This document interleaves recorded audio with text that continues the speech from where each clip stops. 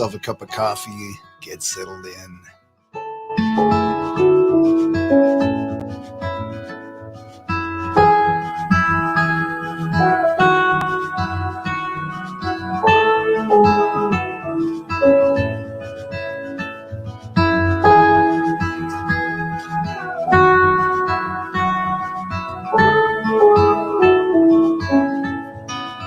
Good morning, good morning. I'll be right with you.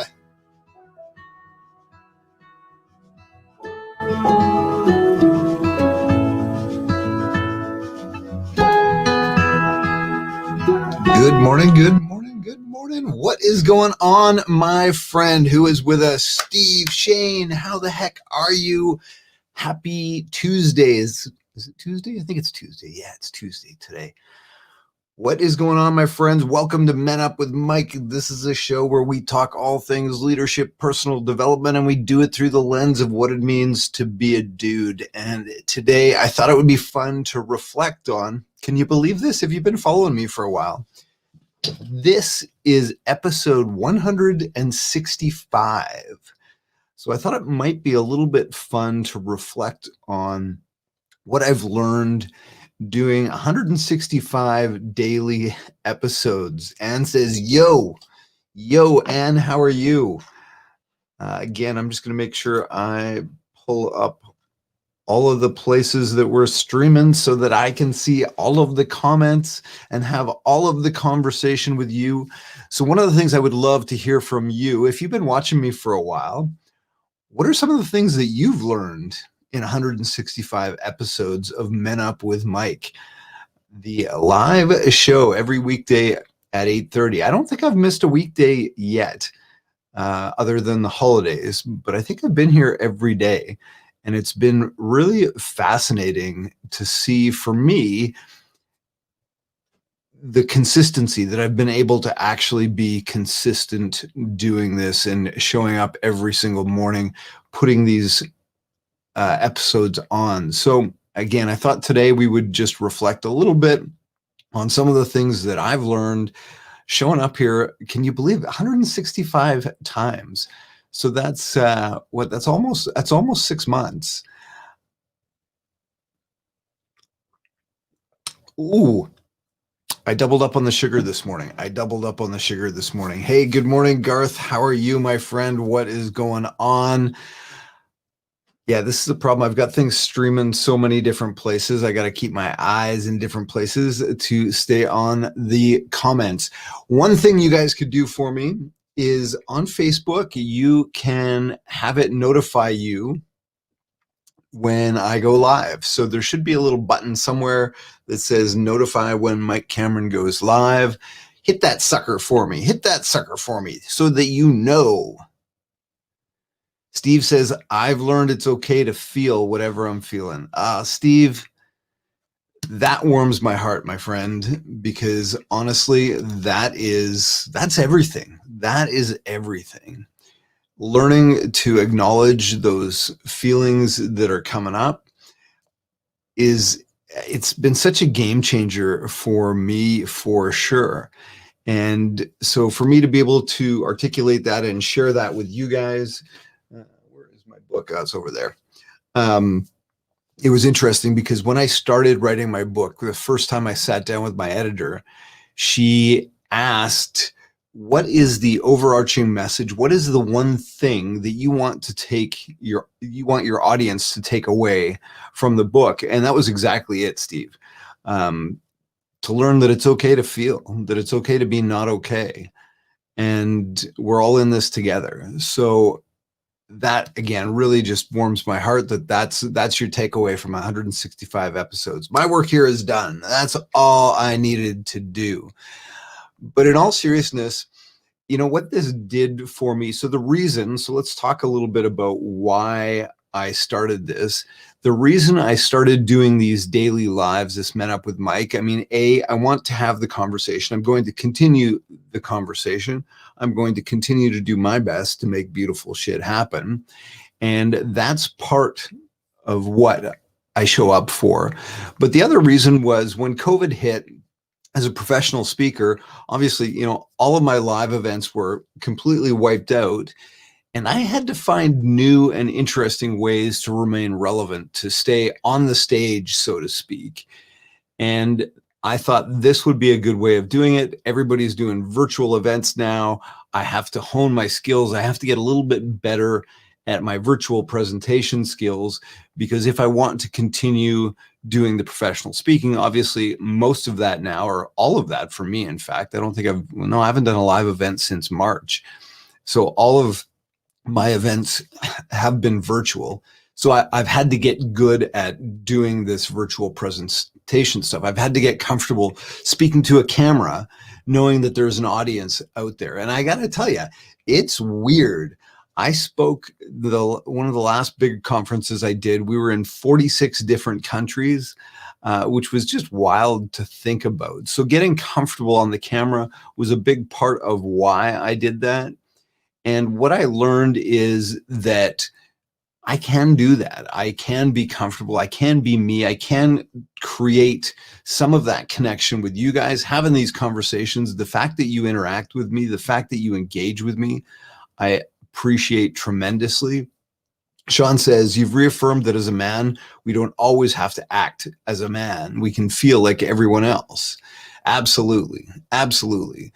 So that, yeah, to me, again, just diving in deeper to that, but that consistency and repetition, the learning for me there was it's hard. Like, it's really challenging to show up every day. And there are days when I can tell you that I don't fucking want to show up, but I do. So that practice of discipline, that practice of showing up every single morning, that in and of itself was a lesson for me, or it continues to be a lesson for me. It's an ongoing practice to make sure that I have the discipline to show up. The other thing that I learned is that I have the ability to learn new things. Every morning when I show up, I try and speak on something that I have a knowledge base on, but I also try and learn things. So part of this for me was creating an environment where I had to go out and actively learn new things, or at least brush up on my skills, brush up on my knowledge every single day, so that I could present some information to you and try and articulate it in a way that made sense for you. And that's not always easy. So the biggest thing I learned is that I don't know is, well, it's funny because I asked Michelle about that. She said, one of the learnings is you know more than you think you know. And my takeaway from that is, the flip side of that is, I also learned that I know less than I think I know. And for me, that was a good reminder to flip back to that beginner's mindset. I think anybody that's spent any time delving into self-help stuff, we've probably heard the term beginner's mindset. And what that refers to is coming at everything with this beginner's mindset, pretending like you don't know anything about a subject and coming at it with brand new eyes, brand new, fresh eyes, and says, you've learned well, young Padawan. So yeah, that beginner mindset, showing up every morning to a new topic and not necessarily espousing that I know everything on a topic, but doing some research ahead of time and pretending I don't know anything about that topic, doing my research, learning what I can, and weaving that into the stories of my life. And that, for me, has been huge. Just being able to step back and say, you know what? Okay, yeah, I've been studying this stuff for 20, 25 years. But what if I didn't actually know what I think I know? How many times have you guys run into a situation where you are 100% certain about the meaning of a thing, or you're 100% certain that you know X, Y, Z, and then one day somebody says something, or you notice something, or there's just this small little shift, and all of a sudden you say, oh, that's what that really means. That's what that's really about. I thought I knew that. I did not. I did not. So the importance of showing up with that beginner mindset for me was a real light bulb thing. So often so often we show up with the knowledge that we have, and we get these blinders on and we think we know the answers. And the problem with thinking we know the answers is we stop looking for them. When we feel we have the solution, we stop looking for the answers. We stop asking the questions. And when we stop asking the questions, we lose that curiosity. We lose the ability to learn maybe even different ways of doing something. Doesn't mean you don't know how to do something, but maybe there's alternate ways of doing something. And for me, showing up every single morning for 165 episodes, I've had to find different ways to articulate the same thing. I've had to find different ways to implement the same things. And it's been super interesting for me. I tend now to look from the 10,000 foot level and not ground level. Yeah, absolutely. Having that big picture overview. And we've talked about that on one of the episodes. We've talked about that systems thinking and the importance of systems thinking and not looking at those little things in isolation, but understanding the impacts, the effect that if I tweak this little lever over here, yeah, it's going to change this part of my life, but what else is that going to touch? What else is that going to impact? And, conversely, if I make what seemingly is a small change over here, what does that ripple effect have moving up the line? And those are some of the things that I've learned. Also, the consistency, the discipline to be consistent is absolutely critical for success in anything. It's funny. I've had so many people talk to me and say, oh, you know what? You're just a natural on camera. You're so comfortable on camera. Well, you know why I'm comfortable on camera? Because in the last 6 months, I've shown up 165 fucking times and I've talked on camera. So yeah, I get comfortable on camera because I've practiced. I can assure you, the first time I hopped on camera, I was not all that comfortable. It's funny as I reflect now, it was probably the first time I ever really went on camera was at a HLC conference, Home Loans Canada. It was a company I worked for as a mortgage broker. Probably what was 2003 when I left there and started my own company. And we had a conference where they had each of us do a presentation, just a short little presentation. They filmed us and they played that film back to the entire conference. And there was, I don't know, I want to say 1,000. Nah, there wouldn't have been 1,000 people, but probably 400 people at this conference. And I remember they chose mine to put up in front of the entire group. And that was when I first sort of caught the bug as far as presenting goes, standing on stage. So yeah, one of the things I've learned is that practice makes improvement. It doesn't make perfect, that's for damn sure. I'm far from perfect when it comes to presenting on camera, but I can tell you, I've certainly made some improvements. Again, it's not just about the being on camera. It's finding those little tweaks, those little levers. How can I say something just a little bit differently? How even my thumbnails, my titles, how can I title things a little bit differently so that I can maybe grab your attention? So for example, today's episode, what I've learned in 165 daily episodes is probably a little more catchy. You're curious about that than if I gave you the answer. I've learned X, Y, Z. Well, you don't need to show up anymore because I've told you in the title what it is.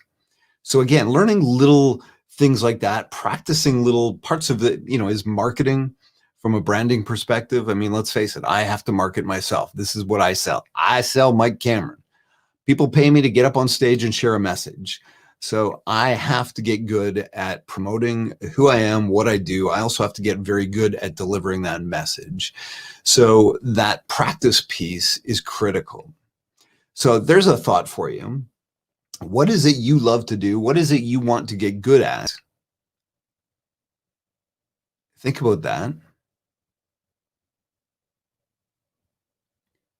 Now, how often do you practice that? How often do you actively practice that? Sean says, I bait and switched them. Not exactly, but it's that curiosity factor. Oh yeah, I doubled up on the sugar this morning. That was a mistake. I must have sugared, creamed, and then re-sugared again. That is a sweet cup of coffee, a sweet cup of coffee. So, that beginner mindset, showing up every single day as if you know nothing so that you can learn more, is critical. And you know what? When we talk about relationships, there's another thing I've learned is that Michelle and I work well together. Michelle and I work really well together, and that's exciting for me because you never know, right? You just never know whether or not, as much as you love your partner, you just never know how well you're going to work together. But we've found that we actually work together really well. Sometimes she'll come and work over here in my office, which I love. And then, of course, on days off, as you well know, I will often have her join me on the show, which is fantastic. Yeah, Shane says, I got to keep sweet somehow. Come on, Shane, aren't I always sweet? Anyways, it's like I said, it's been a fascinating journey for me. So one of the other things, this one's actually been a big learning for me. So I've talked about the impact that emotion has on human behavior, and I've discussed that for 20 some odd years. What I've learned doing this, showing up, is that what I teach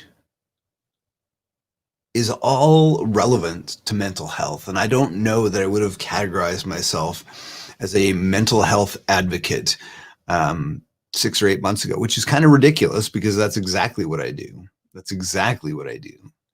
But I'm not sure that I would have categorized myself as that. So that's one of the learnings as well. Shane says, I am actually quite sweet. Thank you, Shane. I appreciate that. So yeah, definitely one of the learnings is that everything I do is mental health related. Everything I talk about, everything I teach, everything that I practice, it's all about keeping good mental health. And the demand for that, the need for that right now is incredibly huge. So it's been fascinating to me. And the other thing I've learned is that I can pivot. Like I said, I sold my business in December of 2019, so I can go on the road as a speaker. Yeah, obviously that didn't work out so well with COVID hitting. And again, all the live events, my last one was March 6th in North Bay, Ontario. But I've learned that I can pivot. This concept of being a mental health coach, the concept of being a mental health advocate and speaker in that realm, again, I think just speaks to the amount of flexibility, resiliency, the ability for all of us to be able to pivot when we need to. And for me, that's been a fascinating journey. Anne says, I discovered you're a mental health advocate the first couple of shows and within the first few pages of your book. Thank you, Anne. It's funny because everybody I talk to says exactly that, but I'm not sure I had that mindset, which again, just seems bizarre to me when, I talked to my buddy Alan, who's been a mental health advocate for a decade. And he just looked at me when I said that to him. He's like, what are you like? Of course you are. This is exactly what you do. And it's like, oh, interesting. Not sure I would have categorized myself that way, but clearly, I am. And you are not nuts at all. Not nuts at all. Anyways, my friend, I would love to hear a little bit more about what are some of the things you've learned throughout this pandemic, whether it's on my show or not. If you've learned things on my show, I would love to hear that. I've also learned that I am much more interesting when I have somebody sitting beside me or I'm doing an interview. I've definitely learned that. I know you guys enjoy listening to me rant, but there is just something about having a guest on the show, having somebody else to even bounce ideas off, to have conversation about that's so much more powerful. Oh, In that light, I've got to promote my buddy Alan is launching his podcast next Sunday, or this coming Sunday. He is interviewing Clint Malarchuk, who is a former NHL goalie. He's the guy you may remember. A skate crossed his neck and cut his jugular. So he is also a mental health advocate. So Alan's having him on his show, Mental Health, It's Time to Talk, next Sunday. And the Sunday after that, we're going to make beautiful shit happen together. So he's having me on his podcast in 2 Sundays from now. So not this upcoming Sunday, but the Sunday afterwards. So definitely check out. I will drop a link to Alan's show, although I'm not sure if Alan's figured out exactly where to host his show yet. I'm helping him with some of the technical stuff. But I will absolutely drop a note where you can find Alan's stuff. If you haven't already, Alan Kehler, Kehler. You can find him on Facebook, and I'm sure he is posting all kinds of stuff about how to find his podcast. Anyways, my friend, I've got actually super pumped. I'm speaking to PCL Construction tomorrow in their coffee break series. And you know what? That, again, just hats off to these organizations that are stepping up for their staff, their employees, their leadership, really stepping up in this arena and making sure that, folks like me are available to have these conversations with their people. So I'm super pumped about that. And yeah, I'm going to go back and drink my super silly sweet coffee. In the meantime, as always, continue to make beautiful shit happen and have yourself a fantastic day. And if you haven't already, Shane, did you do it yet? Go sign up for my website. MikeCameron.ca. We would love to see you there. I'm starting to do more and more videos that will be uploaded there behind sort of the members area for sure, and starting to move some more mental health resource content there as well. Anyways, my friends, have yourself a great day, and we will talk to you tomorrow. At some point, I am going to dial these back to weekly. It's not work, Shane. 2 clicks. You can do it. All right, my friends.